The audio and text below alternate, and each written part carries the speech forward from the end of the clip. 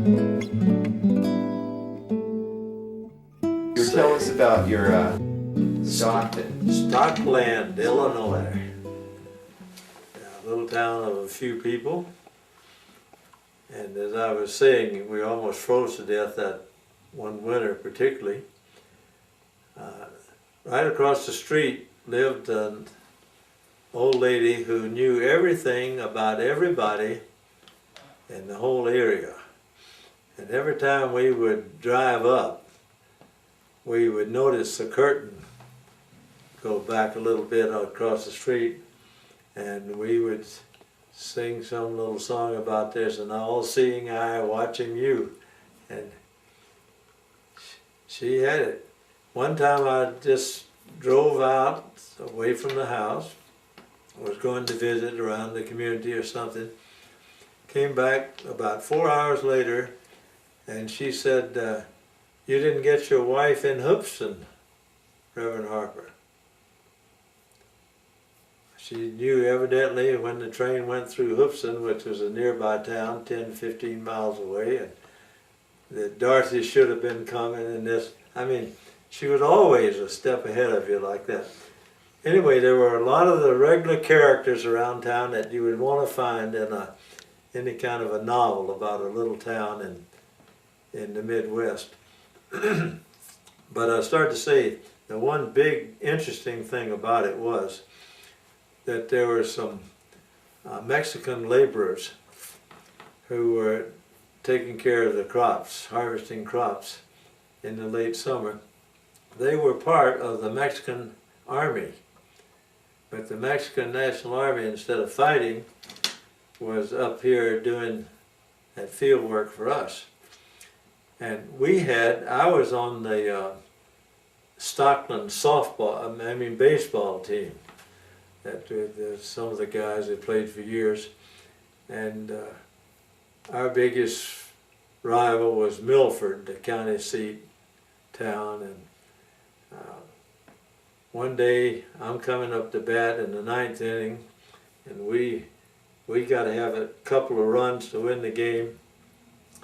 And when I came up to bat, the guy, a young man that was a catcher on our team and also treasurer of our church, said, "Get a little dirt on your hands and spend some time." Said, "I'm going to go among the crowd." They had little stands there, and said, "Raise us some money."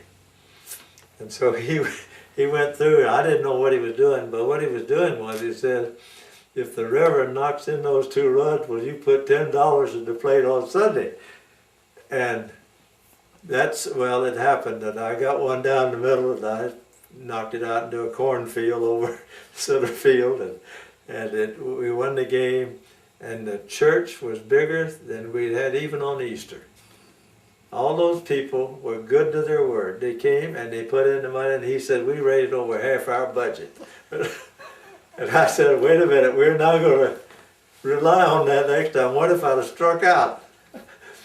Well, anyway, these guys just watched us play, all these Mexicans. And they said to me one day, "Would you show us how to play baseball?" Well, yeah. So we went to the school ground, and we were together in Primero Base, Segundo Base, Tercero Base. I'd put a guy here and a guy here and a guy here. Home plate. And then they had 3 in the outfield, and said, "Now I'll hit this ball, and you catch the ball and throw it across to first base." And no sooner had that ball left the bat than I knew I had been had. I hit that ball down like it was going over second base. The fellow who was shortstop just, poof, all of a sudden, he scooped up that ball. 1 foot flicked out, hit the base. He whipped it over to first base, and then they started whipping it around the field, and I knew I had been ahead. These boys were the main nub of the Mexican national team. They were pro players. These were real ball players, I mean. And so then we had a wonderful time from then on, playing games and stuff. They taught, they'd get on the school steps with Dorothy, and they'd teach Dorothy songs. Mexican songs. They taught her one Mexican song. Several years later in Nashville, we had a young woman who was secretary in our office named Anita Martinez, who was along about the same time that Polly was living with us out at our house. She heard Dorothy singing this song in the kitchen, and she went running in, "Dorothy, what are you doing?" And Dorothy didn't know. They taught her a little bawdy song, but it was Spanish, and Dorothy was singing it. Yeah. Those. In order to go to Chicago on the train, it cost you like $5. A round-trip ticket cost $7. Anytime they wanted to go to Chicago, I would try to persuade them, get a round-trip ticket. It's cheaper. How much one way, they'd say. I'd say $5. How much round-trip? $7, one way. It's the trouble, we didn't want them to get one way because if the ones that would go to Chicago would get drunk or lost or something, and only one of them could speak enough English to get by on, and it'd be a week before they get back. So they could persuade the police and other people where they were and where they were supposed to be. But I've thought about it often. Of course, the people of Stockton, Illinois wouldn't have the Mexicans, in. But if I kept telling them, let's invite those boys to play on our baseball team, and we'll show somebody something, They could have played their White Sox. Well, did you ever play with them on the team, or you just played against them? Well, we choose, we'd play scrub or like that together, but yeah. There was something all right. Going back to, I'm thinking, like the stories you were telling about when you first decided to be a minister or whatever. What do you think influenced your character the most? I mean, what made you who you are? Well, probably my father, in terms of what it means to be a man, a gentleman. Growing up in the church, Brother Pat was a wonderful minister. Just one of these guys that everybody loved. And I'm sure that had a great influence on my life. The association with other Methodist young people, like in our camps here, that was the thing that made a turning point part of it. Well, I'm sure that coaches and teachers had a great influence on my life. It's funny, I can remember one teacher named Miss Lynch, who everybody thought was an older maid, an English teacher, strict, really knew the stuff good. Her class, she didn't take any foolishness. And one day I came to class and she said, "Are you the Harper that won the mile?" She had been reading the newspaper, sports page evidently. And I said, "Yes." And from then on, for several meets, she came out, which was across a good part of town, and would watch me run, track meet. I never forgot that. I remember her very fondly, and of course I did my best in the class from then on, because Miss Lynch was that kind. But it just seemed incongruous to me that she would be interested enough to do it. But by gosh, I ran my best when Miss Lynch was in the stands to watch, along with my girlfriend Maisie, who one time, just as we start the bell lap, the last lap, 4 laps in the mile, a boy passed me. And I heard Maisie go, "George!" Agonizing scream. Oh, boy, I picked up, and before we were out of that first turn, I was by that boy again, and so it helps to have people root for you. And I guess remembering Miss Lynch, for one thing, has made me aware that with Helena High for years now, I want to be there for kids who maybe don't have anybody else to holler for them. In fact, I remember out at the golf course here where the state cross-country meet was held several years ago. I'm standing up on the hill where you watch all the racers go by. After the race, one of our boys who had come in about 50th or 60th in the state meet made his way up the hill and said, "I want to thank you for coming to watch me run." And I thought, well, by God, I was here to watch you run. Yeah. So if it makes a difference. Sometimes kids don't even have parents to come to watch them, you know. And not just in sports, but in plays and singing and everything. So one of my ambitions has been to get more older people out in Helena to just be there. See, I think that if a kid would look up in like in a gymnasium and see 800 old people sitting there watching, they'd say, "Whoa, what's this? I must be important. This must be important, what we're doing."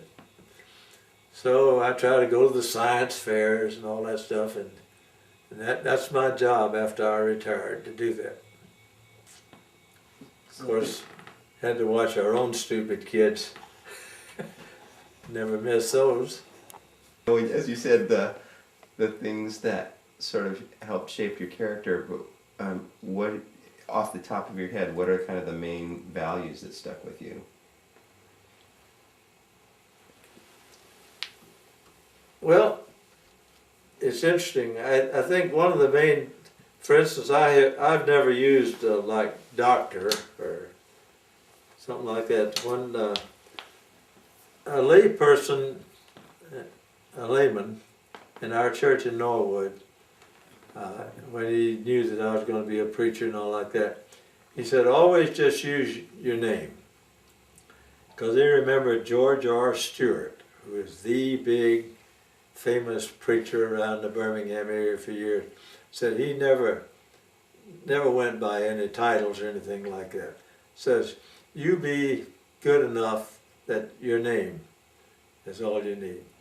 So I've always shied away from using any kind of anything just that. And I've always been pleased when people would call me George. And every now and then I'd hear some mother correct a kid, you know, say, "Oh, you must say Reverend Harper." And I think, no, I think it's right that, you know, I'd rather be a person-to-person relationship than to be the minister or the reverend. So I think that had something to do with it. Coming out of the South, the people didn't like for you to wear robes, tresses, or any kind of clerical garb. Although the old-time ministers in my day always wore a long jacket, almost like the ones Brother Van wore here. So I guess that was the southern clerical type robe. So I've never been comfortable in robes and all like that. Bob, for instance, was perfectly comfortable, and he was right. Looked the part, but I don't know. I just always, the idea has been to be a plain person, you know, dealing with people. I never have liked people who tried to put on shows and put on airs. So I guess I've always tried to shy away from that. In fact, I could never think of any that I had to brag about or to sport about.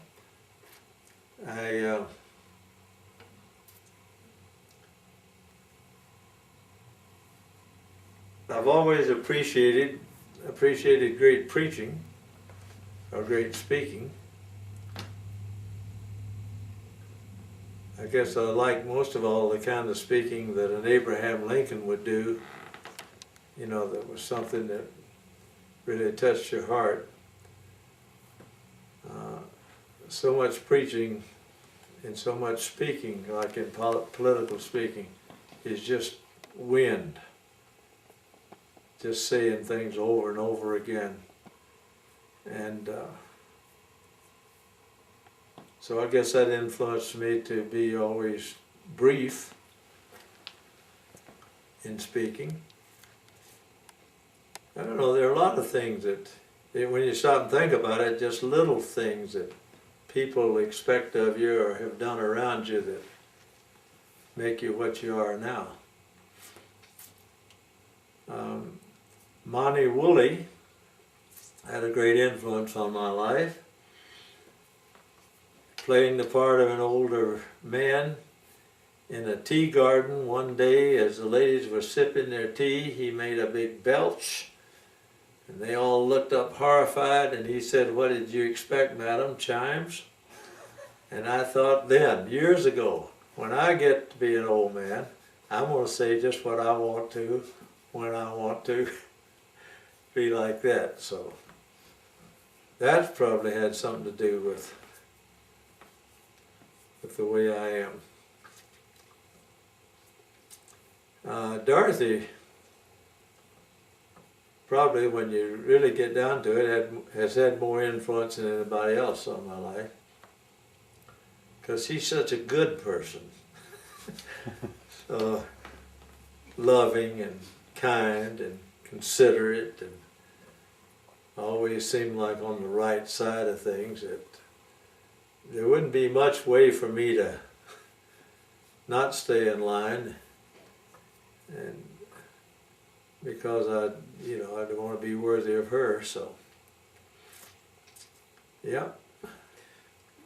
Where do you think that you like learned or got that devotion? You know, you talked about wanting to do well for Miss Lynch and you know, be worthy of Dorothy, and never wanted to do anything that your dad wouldn't approve of. Where does that come from? I think all my life, and that probably comes from my parents and particularly my mother. My mother was always anxious that I achieve, you know, and she was pushing. All of my life I've been like that. I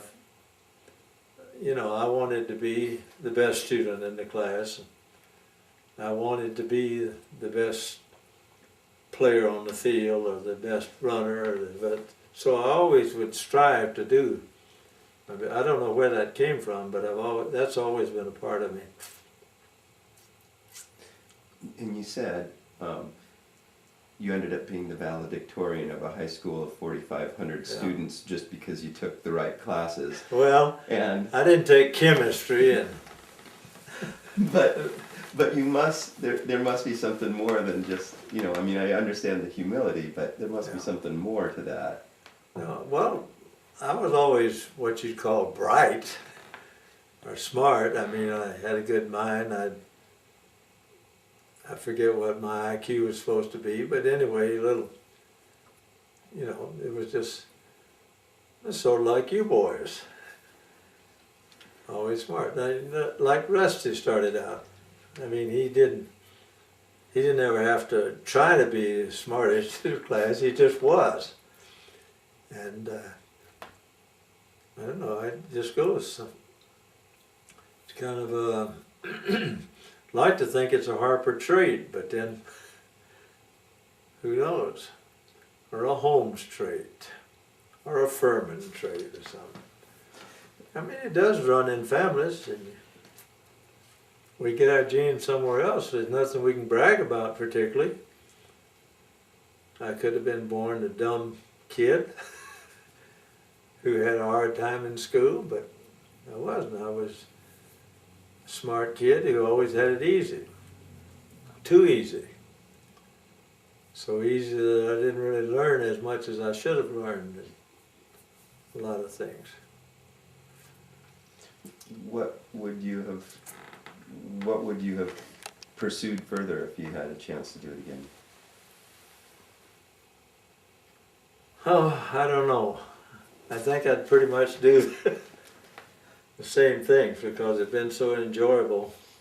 Youth work, you know, we were into from the very beginning as part of the National Methodist Youth Fellowship, and then being the administrative secretary for the next 8 years after seminary, getting to work with youth groups and youth leaders all across the country, speaking in youth rallies, you know, everywhere. I used to think there probably isn't a town of any real size in the country that I haven't talked to a youth rally yet, which is true for 8 years. And the colleges, because colleges always had religious emphasis weeks, even state colleges, that they don't have anymore.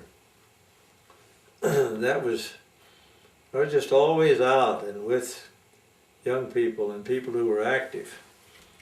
And then even after coming here as a pastor in 1961, I would say that youth work was my main deal. If I'd have done anything more, I think maybe it would have been to get into coaching more. Various athletic things. Because for me, the coach was always the final word. I mean, teachers or parents may say something, but if the coach said, you be in bed by a certain time, or you eat certain things, or you follow this certain schedule, well, then I'd do it. Coaches were always high up in my list of those to be obeyed. But seeing it from a different angle, coaches and as well as teachers have such a tremendous influence to play on people, young people.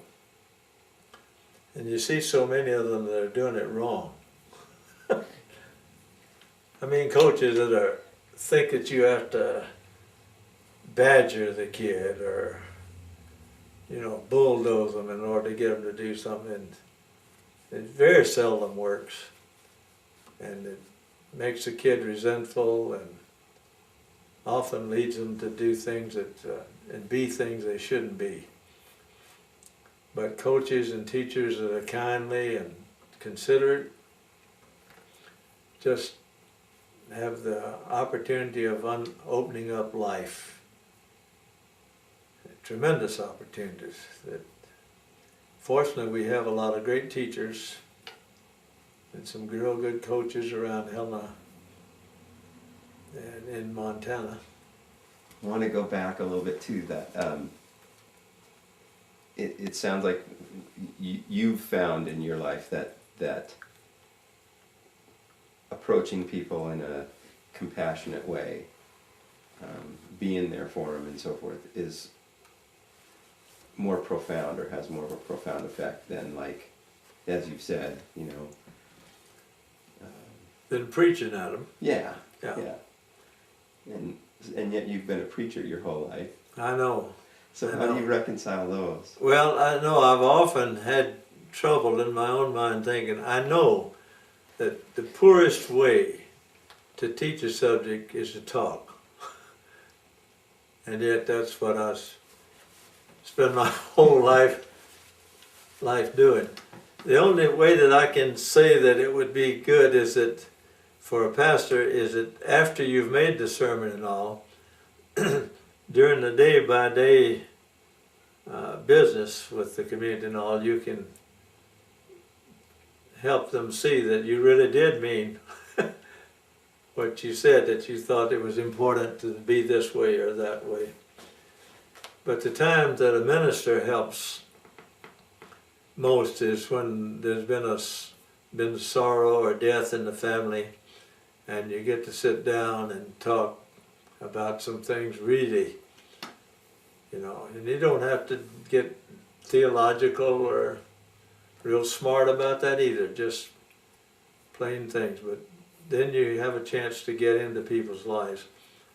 And I think visiting in the homes of people and visiting people when they're sick and all like that, people will remember, you came to visit our mother in the hospital 25 years ago. I mean, it's just that. It wasn't anything that you said, particularly the fact that you cared enough to go. So I think that if a minister doesn't have that, you don't have anything. I can't see how, although people get reputations for just big speeches and all, and I can think of some, that when you're actually around them, I don't think they produce anything. They're always thinking in terms of the big selling their book or doing this or that. See, that was the thing about my relationship with Bob, is that I always thought Bob was possibly the best preacher, greatest preacher that I ever was around. And I've always said about your dad, he was like a carpenter or a cabinet maker that put together, fashioned sentences and put things together in a way, you know, that I always kind of amazed me, that I always appreciated. But the fact is that I always knew that he backed it up. He wasn't just doing that, he was sitting in a jail cell with somebody, or get emotional when I think about it, but you know, he was willing to stand up for what he was and be what he was, and so that made his speaking worthwhile. But Bob could always, I was always amazed at the way he could come up with something beautiful and appropriate, and after he'd say it, I'd think, well, that's just right. And I'm clumbling around, fumbling around just like I am right now, trying to come up with some idea. So I think he left me the hoorah part. As we'd work together, I could get the people leading the cheers for this or that, or but when it came to being really uptown and smart about something, I'd turn to him for that. Yeah. Are there other people that have inspired you in their, you know, from their intellectual standpoint, or? Yeah, Hugh Herbert. Bob and Hugh Herbert. Very different people, but Hugh, big, strong guy, always scared Dorothy when he used to be a lot bigger even than he was in later years. Very quick intellectually and a great student. Much like Bob in that, he had that, and when he put his speeches together, you know, they were really prepared and all. And I'd always see mine, I don't know what, kind of like a little rah-rah, go get 'em gang type of thing compared to these guys. Mary Ann Neeson right now puts together sermons, has great ideas and novel ideas, and puts them together. And she's about as good a preacher day after day, I guess, as any I've ever heard. Now, a lot of people would say that you're the best preacher that they've heard. How And that, it always amazes me. I appreciate it, but well, probably they mean my talk is plain, because my thought is plain, and brief. That has something to do with it too. I don't know. We all have our differences. I think humor has a lot to do with your assessment of some speaker. Like I mentioned Mary Ann, she has this knack like a stand-up comic. She can pick up things quickly or respond to this or that or come up with it. Bob always had a great sense of humor, but his was quieter. Well, quieter except when he decided to be Tarzan or whatever, get Tarzan or stuff like that. Bob was a great actor, but he had a sense of place, time and place for doing certain things. Some people have an ability to do something, they're always doing it. But Bob had so many different abilities that he did them in the right time, in the right place. That's what I thought. So when you are talking about people who influence you, I'd say Bob and Polly, great influence on our lives because of who she was. Always, you know, wanting to go a little farther to help somebody else and all like that. And you can't be around a person like that and live with and work with a person like that without getting some of that to rub off on you too. At least to make yourself aware of what you ought to be doing or might be doing, even though you don't do it. Then of course when your kids come along, they influence you. Yeah. Can you think of ways you've been inspired by your kids? Oh, yeah. Well, as I often said, Rusty gave me I think one of my basic ideas or feelings about Jesus. When Rusty came along, he was a perfect baby. That is the way adults look at him. He was not only smart and sensitive to what adults wanted, but he would do it. He was just a child. He never did anything wrong. And so as the other children came along, they always looked to Rusty. I know you've heard me say, if I'd say something sometimes, I remember one time at our table in Great Falls, I made some statement or said something, and I noticed the children all looked at him. Rusty gave him the nod, and so they accepted and I thought, that's it. He's a kid. He understands the children, but he also knows enough already of understanding the parents that he can translate us to them. And I got the picture of Jesus as the elder brother right then, and it's just cleared up a lot of my theology right then.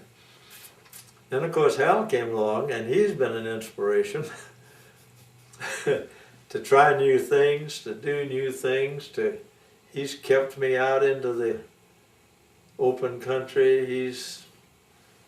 I think kept me healthy and strong by trying to keep up with him.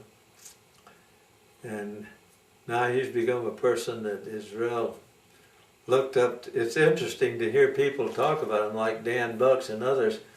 Hal's almost like a father figure in the state government for people, because he's got good common sense, and he's got from his mother and Polly and others this idea of being compassionate and taking care of other people's feelings.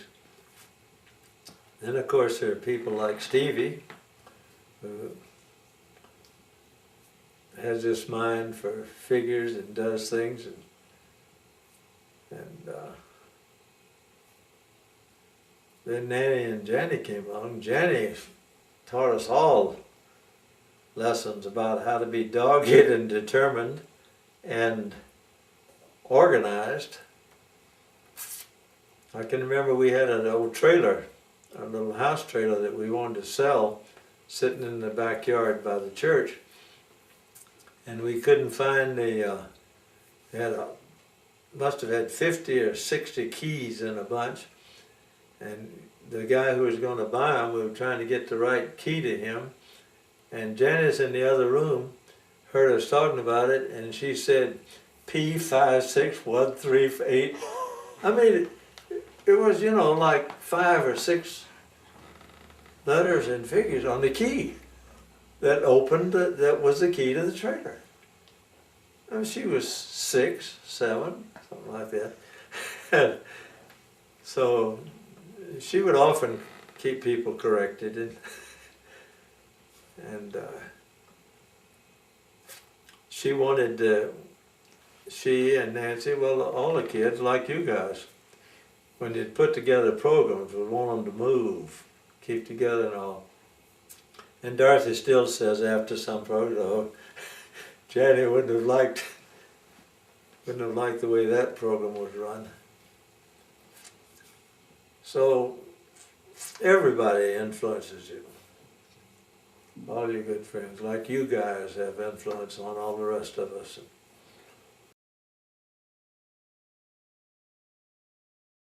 Egg and toast, but by the time I got it fixed, she'd already eaten other stuff, and she says, I don't want it. And I made the mistake of saying, well, if you don't eat that egg, you can't go to school. Why I would say anything like that, I don't know. So she sat there on one side of the table, and I sat on the other side. Here's the plate with the egg. Fried egg, I guess it was. That's the only kind I could cook. And nothing, just an impasse. She wasn't going to eat that egg. Don't go to school. So we sat there. We must have sat there for 20 minutes or more. It seemed like an hour. And finally she said, if you'll eat the white, I'll eat the yellow. Or vice versa, whatever it was. And I said, okay. So she was gone. But if she hadn't resolved it, I guess we'd still be sitting there, because I didn't think of a way to get past the impasse. But even as a small child, Jenny had her own opinions, and a will. She wasn't easy to persuade sometimes. She would always pray the blessing when it was her turn. Come, Lord Jesus. Everybody say, come, Lord Jesus. Be our guest, be our guest. May this food, for us be blessed, for us be blessed. Then all the kids would wait until Jenny said, amen. If she said amen, they said, amen. And if she said amen, they said amen. And I don't know why that became that way, but that was true forever. It still probably would be true if she was saying it. Yeah.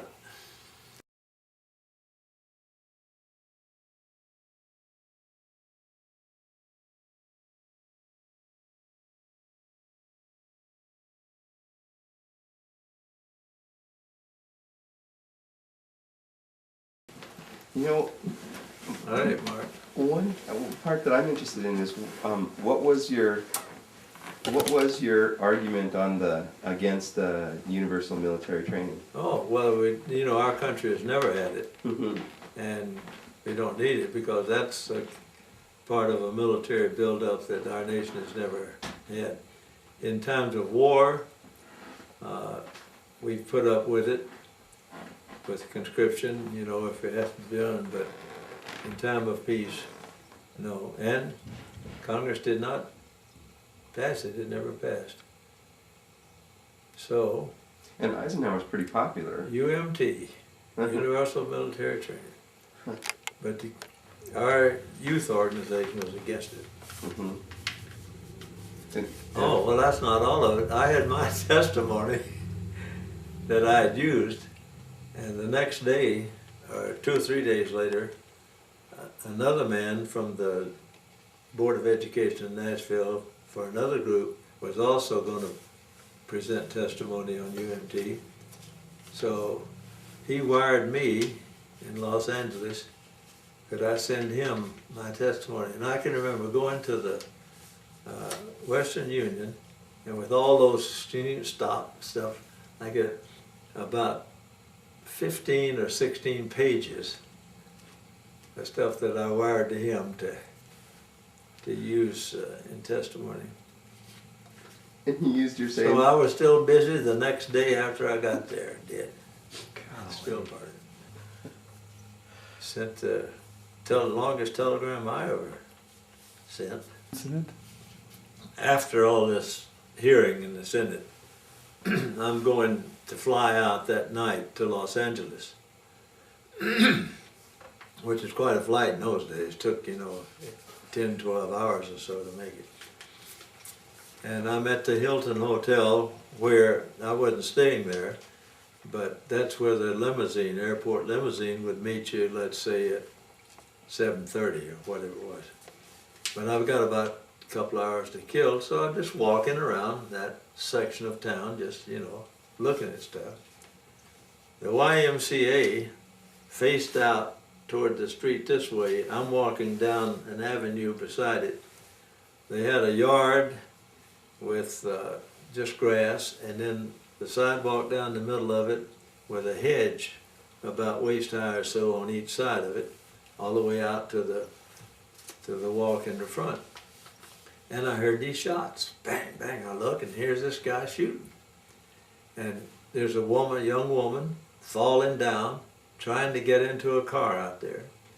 Two people on the other side to fall in. I'd heard at least 3 shots, and I didn't know what he'd shot all 3 of them, So what are you going to do? I mean, the man is getting ready to shoot up everybody. Without thinking, I just zipped right across that yard and flew. I was just going to tackle him, and keep him from doing that. And just as I got to him, he turned the gun on himself and shot himself in the head, spattering stuff, I might add, where it shouldn't have been. But as I say, I missed him practically and went on into this thorn bush on the other side. I remember that more than hitting him. And turned out that was his wife, who was now estranged from him, and he didn't like it, so he was killing her. He killed her and committed suicide himself. But it was very interesting that the police showed very little interest in anything I had to say about it. And I was, as far as I know, the only person that could describe what had happened to it. Very nonchalant. Police came out, got kind of an ambulance deal, and they said, "Oh, she's dead." I'd been holding the pressure points and stuff, I knew she was still breathing, she wasn't. That was it, huh? Oh my goodness. Yeah, anyway. I read in the Los Angeles Times the next day that she had died. Wow. I'll never forget that bathroom attendant. He saw me come in, blood all over, and he said, "My Lord," or something like that. And he just threw me a towel, and he was out the door, and he never came back. My God. I still don't know why a person will do that, but what do you do? Right. I mean, I see this guy shooting, and I have to cross the lawn about as far from here to that wall. This sidewalk down there with these bushes on each side. So I thought I better get him. And I went over there as fast as I could, and I sailed it when I just topped over him as he shot himself. Missed me. I mean, I'm glad he got his. Yeah. Of course, you're not thinking about anything like that. But I remember going into a thorn bush on the far side. That was. And how you didn't think about your own safety? You didn't think about him shooting you or No, getting involved? Or? Oh, no, it never occurred to you. Huh. And went to the airport, got on the plane. Night's not over yet. On the way into Knoxville, I'm sitting next to a woman, turns out she's an opera singer. And she had a big loud voice. And she started yelling, it was storming. A plane is running into us or something like that. Because the plane was banking over Knoxville and she could see the lights of the town out there and she had that impression. And she just went bananas. The stewardess comes back and I'm having to hold this woman until we got into Knoxville and she got off, although that wasn't where she was going. Got back on. Now you won't believe this. In Murfreesboro, Tennessee, just east of Nashville, a tornado hit. We caught in the edge of that tornado. That plane went around, I don't know, about 2 or 3 times from however 7,000, 8,000 feet it was. When he jerked out at the end of it, we were down almost rooftop. But we were heading for Nashville and he kept going. We got into the airport at Nashville and the 2 pilots got out and never saw them again. Had to get 2 more guys to get on the plane and go. And then finally made it to Los Angeles. And it was the next day already and I was in the meeting, so it just went on. And people there read in the Los Angeles Times about this, and I was mentioned in the article and all that in the paper, and so they knew that I was coming, I guess. Now I thought that was a full day. A Senate hearing on universal military training with Eisenhower, and I ended up in Los Angeles after all that. Goodness.